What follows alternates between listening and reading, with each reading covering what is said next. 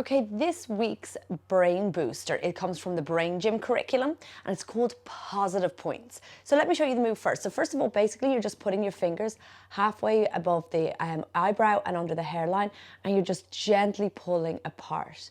Now, what those positive points are excellent for is if you have a recurring stressful situation and comes up again and again and again, what you can do is also almost rehearse the stressful situation just by closing your eyes or just thinking about it, holding the thought in your head. And then you're holding this for about 20 seconds or even up to 10 minutes, depending on the severity of the stressful situation.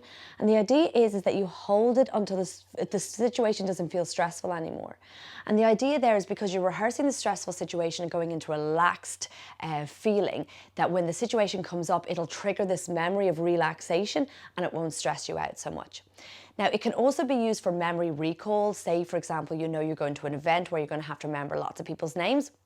What you can do is you can close your eyes, again, hold the positive points and picture the people and picture their faces, picture their names, and then just hold that there as you go through the list of people and the names that you want to remember.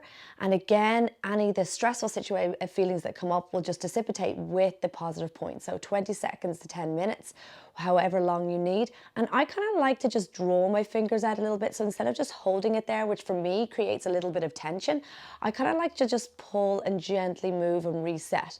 So just play around with it and feel what works best for you. But I just find the holding position just creates a bit of tension in my shoulders, which is somewhere I hold stress anyway. So for me, even just the stroking of this, what I think of this situation, is quite soothing. And this is great for self-calm.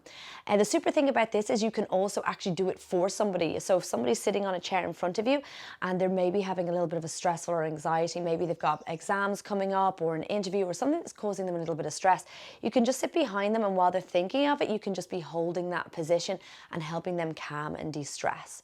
So excellent for de-stressing situations, for memory recall. So if you have to remember facts, figures, names, important information, just holding that while you rehearse it. And then also the idea of just mentally rehearsing. So this is something I'm going to bring into my dance studio as well before showtime, is just practicing the moves while holding this position. And this also works for athletes, for anybody who has to mentally rehearse something, to just, again, bring in that sense of calm. So I absolutely love the positive points. And you might actually find that you've used them quite naturally anyway, just in this kind of stroking of the forehead, because all of this kind of frontal lobe needs to be activated to induce feelings of calm.